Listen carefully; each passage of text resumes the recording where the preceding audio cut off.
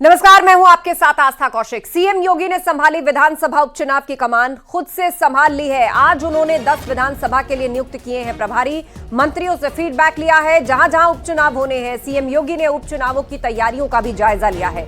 BJP ने दावा किया है कि सभी 10 सीट पर जीत बीजेपी की ही होगी। प्रभारी मंत्रियों के साथ बैठक में मंत्रियों ने फीडबैक रिपोर्ट सौंपी है और मुख्यमंत्रियों ने तैयारियों की समीक्षा भी की है। उपचुनाव जीत के लिए बीजेपी का प्लान है। 10 सीटों पर 30 मंत्रियों की जिम्मेदारी को तय किया गया है। 13 कैबिनेट, 17 राज्य मंत्रियों को जिम्मेदारी दी गई है।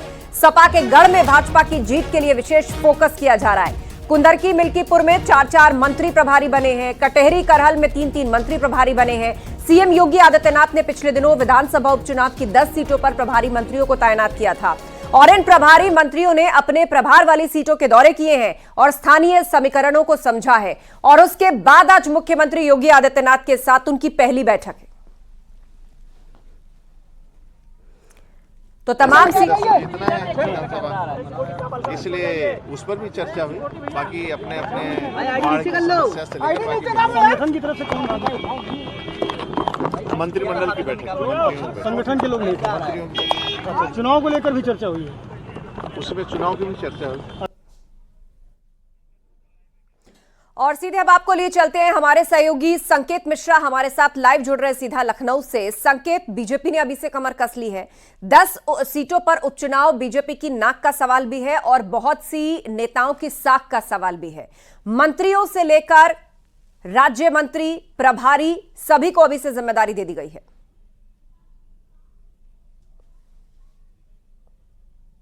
नाथ ने जैसे ही लोकसभा चुनाव के नतीजे आए और उसके बाद जो सीटें रिक्त हुई, मुख्यमंत्री योगी आदित्यनाथ ने उन सभी 10 उपचुनाव की सीटों पर बाकायदा मंत्रियों को प्रभारी बनाया और वो मंत्री अपने प्रभार वाले क्षेत्र में जो विधानसभा के सीटें हैं वहां पर वो बाकायदा दौरे कर चुके।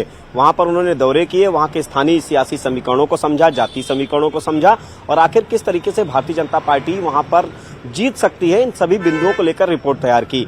आज वो सभी मंत्री जो 10 उपचुनाव के विधानसभा सीटों पर प्रभारी बनाए गए थे, उनको आज मुख्यमंत्री योगी आदित्यनाथ ने उनकी पहली बैठक ली।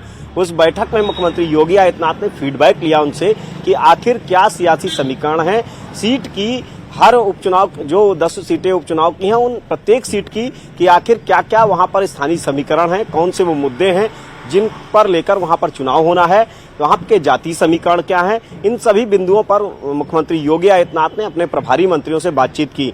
मंत्रियों ने जो रिपोर्ट तैयार की आज वो मुख्यमंत्री योगी आदित्यनाथ के सामने रखी। मुख्यमंत्री योगी आदित्यनाथ ने बड़ी ही गंभीरता से हर उपचुनाव की हर सीट पर एक एक करके बात की सभी मंत्रियों से और उसमें जो निष्कर्ष निकला वो मुख्यमंत्री योगी आदित्यनाथ ने सीधे तौर पर कहा कि सभी प्रभार वाली जो सीटें हैं वहां पर मजबूती से डटे और हर हाल में उपचुनाव की सभी 10 सीटें जीतनी है, किसी भी तरह से कोई कोर कसर नहीं रखनी है।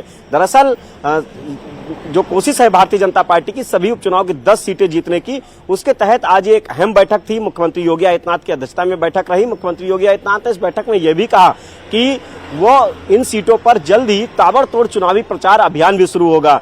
यहाँ पर जो तमाम बड़े नेता हैं वो यहाँ पर प्रवास करेंगे, यहाँ पर चुनावी प्रचार अभियान में जुटेंगे और खुद मुख्यमंत्री योगी आदित्यनाथ भी चुनावी प्रचार अभियान में जल्द ही नजर आएंगे इन विधानसभा के उपचुनाव की सीटों पर। जैसे ही इन पर चुनाव का ऐलान होता है उसके बाद मुख्यमंत्री योगी आदित्यनाथ की भी ताबड़तोड़ सभाएं होंगी। मुख्यमंत्री योगी आदित्यनाथ पर किसकी जिम्मेदारी तय की गई है वो भी हम इस वक्त अपनी स्क्रीन पर लगातार फ्लैश कर रहे हैं। आप नजर बनाए रखिए। जानकारी के लिए बहुत शुक्रिया आपका संदेश। यूपी विधानसभा का मानसून सत्र 29 जुलाई से शुरू हो सकता है। आज शाम 6 बजे सीएम योगी राज्यपाल से मिलेंगे और विधानसभा सत्र को लेकर आमंत्रण देंगे। सूत्रों के मुताबिक 29 जुलाई से विधानसभा का मानसून सत्र शुरू हो सकता है और इस बार मानसून सत्र 4 से 5 दिन चल सकता है। तो ये एक बड़ी अपडेट है यूपी विधानसभा के मानसून सत्र से जुड़ी हुई कि वो 29 जुलाई से शुरू हो सकता है। आज शाम 6 बजे सीएम योगी राज्यपाल से मुलाकात करेंगे।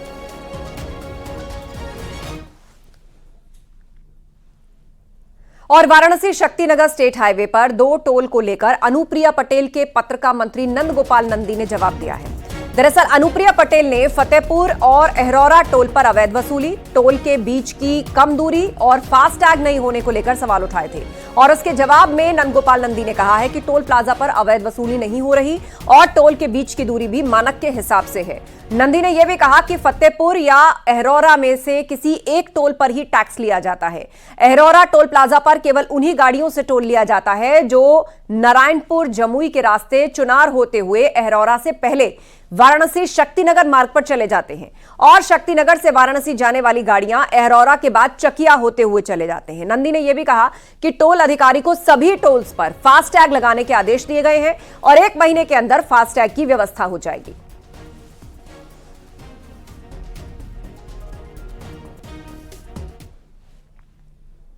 और नोएडा के यथार्थ हॉस्पिटल में किडनी ट्रांसप्लांट रैकेट को लेकर जांच तेज कर दी गई है। जांच के लिए बनी 5 सदस्यीय कमेटी ने आसपास मैनेजमेंट से मंगलवार को करीब 3 घंटे तक पूछताछ की है।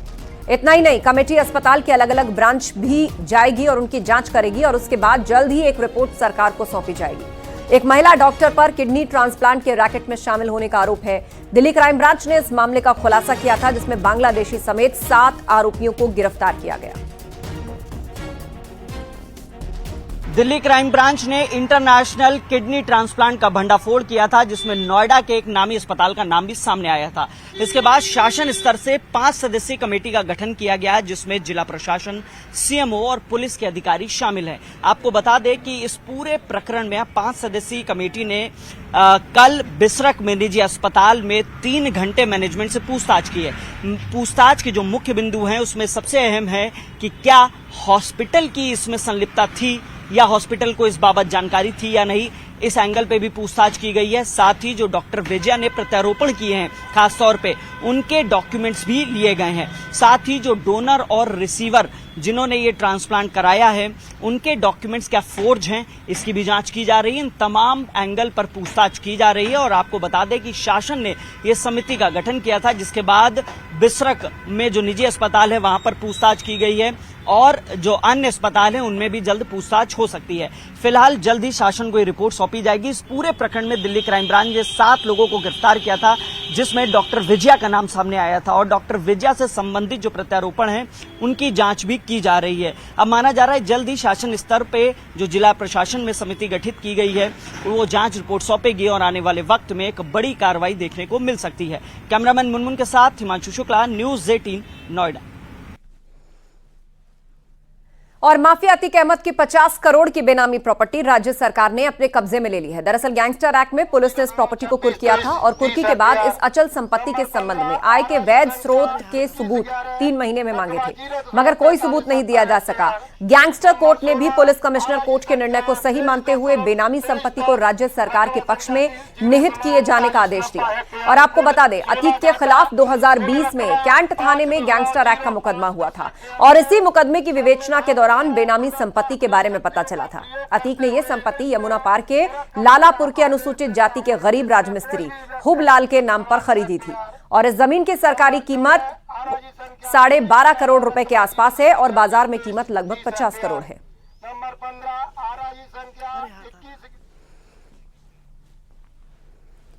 और कानपुर देहात में एक ही परिवार के 8 लोगों की तबीयत अचानक खराब हो गई। बीमारों में से 2 मासूम बच्चियों की मौत हो गई है, जिसमें एक बच्ची 2 साल की और दूसरी 11 साल की थी। बीमार हुए 6 लोगों का अस्पताल में इलाज चल रहा है, जिनमें 2 बच्चे भी शामिल हैं। सभी लोग संदिग्ध बीमारी से पीड़ित हैं। डायरिया के बाद आंतों में सूजन की वजह से बीमार होने की आशंका है। डीएम समेत कई अधिकारी बीमारों का हाल जानने पहुंचे और अधिकारियों ने डॉक्टर से भी बातचीत की है। घटना तहसील अकबरपुर क्षेत्र के गहोलिया गांव की। तो लमसम 9 बजे पूजा की हालत ज़्यादा गंभीर थी, तो 9 बजे इनको रात में हम अकबरपुर लेके आए। उसके बाद में सारे बच्चों की भी तबीयत गड़बड़ हो गई। एक बच्ची लमसम एक्सपायर हो गई लमसम सुबह 4 बजे। हाँ, सुबह फिर एम्बुलेंस आई तो पूरे घर को लेके सरकारी अस्पताल लेके गए यहाँ रूरा में। इसमें गहोलिया से शाम को अंजलि करीब 5:40 पर जिला अस्पताल लाई गई थी और काफ़ी गंभीर अवस्था में थी और डायरिया विद डिहाइड्रेशन विद सांस लेने तक में दिक्कत थी। उस केस में हम लोगों ने तुरंत एम्बुलेंस से व्यवस्था करके इसको कानपुर ले जाने की व्यवस्था करवाई, लेकिन 10 ही मिनट में इमरजेंसी में ही उसकी तत्काल मृत्यु हो गई। इसके साथ में एक पेशेंट उसका बड़ा 5 साल का लड़का और रेफ़र किया गया था सीएचसी रूरा से, जिसको तत्काल हम लोगों ने भर्ती कर लिया गया। बाद में उसके पिताजी, सत्यम के पिताजी रमेश ने भी कहा कि हमारे पेट में दर्द हो रहा है और उल्टी की शिकायत है, तो हम लोगों ने उसको भी तत्काल भर्ती करके जिला अस्पताल में इलाज कर रहे हैं। और खबर आगरा से, जहां सब्जी मंडी में 3 हमलावरों ने सब्जी विक्रेता को गोली मार दी और इस वारदात से आसपास हड़कंप मच गया। इस घटना के बाद आसपास के लोगों ने एक हमलावर को पकड़ लिया है, तो दूसरी ओर आनन फानन में घायल विक्रेता को अस्पताल में भर्ती करवाया गया। घटना थाना ट्रांस यमुना क्षेत्र की है, जहां हमलावरों ने पहले तो आलू का दाम पूछा और उसके बाद गोली मार दी। लड़कों द्वारा एक ढेर लगाने वाले सब्जी वाले पर, जिसका नाम शिव कुमार है, उसके ऊपर फायर कर दिया गया। फायर में जो बुलेट था उसे कान से छूता हुआ निकल गया, जिससे वह घायल हो गया तथा उसको अस्पताल में भर्ती कराया गया है। तत्काल पुलिस द्वारा एक व्यक्ति को गिरफ्तार कर लिया गया है। फतेहपुर में रिटायर्ड फौजी के घर हुई 50 लाख लोगों की चोरी का पुलिस ने खुलासा किया है और रिटायर्ड फौजी के बेटे पर ही चोरी का आरोप है। आरोपी बेटा रमन सिंह मर्चेंट नेवी में नौकरी करता है। आरोपी रमन सिंह 2 साल से ऑनलाइन गेम डेल्टा 999 का आदी है और रमन अपनी सैलरी का 80 लाख और घर में रखे 50 लाख रुपए गेम में हार गया। अपने पिता से मामला छुपाने के लिए बेटे ने मां के साथ ये साजिश रची। पुलिस को 50 लाख रुपए चोरी होने की झूठी सूचना दी, लेकिन पुलिस ने इस केस का 8 घंटे में ही खुलासा कर दिया। रमन अब तक ऑनलाइन गेम में 1 करोड़ 40 लाख रुपए हार चुका है। मामला सदर कोतवाली के आवास विकास कॉलोनी का है। गहन पूछताछ की गई तो खुलासा हुआ, क्योंकि छोटा लड़का रमन सिंह चौहान जो मर्चेंट नेवी में काम करता है, वह लगभग 2 वर्ष से ऑनलाइन गेम डेल्टा 999 खेलता था, जिसमें वह अपनी सैलरी के लगभग 80 लाख रुपए वह पिताजी द्वारा रखे हुए 50 लाख रुपए हार गया। पिताजी से घटना रुपए को छिपाने के लिए उनके द्वारा और उनकी मां के द्वारा ये झूठी चोरी की खबर फैलाई गई। और पीलीभीत में एक सिपाही की पत्नी ने फांसी का फंदा लगाकर सुसाइड कर लिया। मामला पूरनपुर कोतवाली के सरवनपुरी का है। डायल 112 पर तैनात सिपाही शुभम अपनी पत्नी के साथ किराए के घर में रहता है और शुभम सहारनपुर का रहने वाला है। पुलिस मामले की जांच में जुटी है।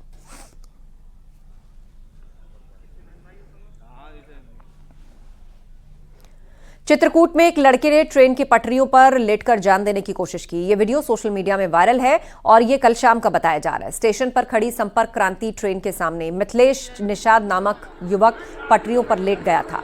रेलवे कर्मचारियों ने उसे पटरियों से हटाया और बताया जा रहा है कि मिथिलेश अपनी प्रेमिका से नाराज होकर सुसाइड करने गया था। जीआरपी पुलिस ने लड़के को परिवार वालों के सुपुर्द कर दिया है। सुसाइड क्यों कर रहा है भाई? मेरे लड़की ने किया धोखा। प्यार में पागल।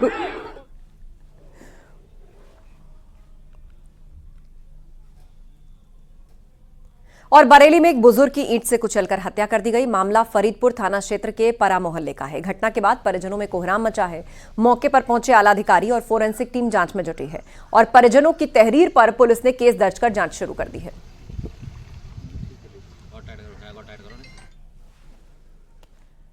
मथुरा में नाबालिग बच्चे की कुकर्म के बाद हत्या के दोषी को कोर्ट ने फांसी की सजा और 1,20,000 के जुर्माने की सजा सुनाई। घटना 21 जून 2022 को कोसी में हुई। दोषी दरियाब ने अपने पड़ोस में ही रहने वाले नाबालिग से पहले कुकर्म किया और फिर गला दबाकर हत्या कर दी। 9 साल के मासूम का शव खंडहर में नीम के पेड़ से लटका मिला। कोर्ट ने 7 गवाहों की गवाही के बाद दोषी को सजा सुनाई और पुलिस ने इस ऑपरेशन कन्विक्शन को सफल बताया है। ऑपरेशन कन्विक्शन के तहत मथुरा पुलिस अभी तक 4 मामलों में दोषियों को फांसी की सजा दिलाने में सफल रही है। स्पेशल जज पॉक्सो कोर्ट ने इस मामले में फांसी की सजा तथा 1,20,000 का अर्थदंड की सजा सुनाई है। निश्चित तौर पे ऑपरेशन कन्विक्शन के तहत की जा रही पैरवी का जो ये परिणाम है, उससे निश्चित में तौर पे समाज में एक सकारात्मक संदेश जाता है कि जो भी अपराधी अपराधकारी करेगा, वैसे केसेस में अच्छी विवेचना करते हुए, साइंटिफिक एविडेंसेस का समायोजन करते हुए, विवेचना करते हुए प्रभावी पैरवी करा के उसमें अवश्य सजा दिलाई जाएगी।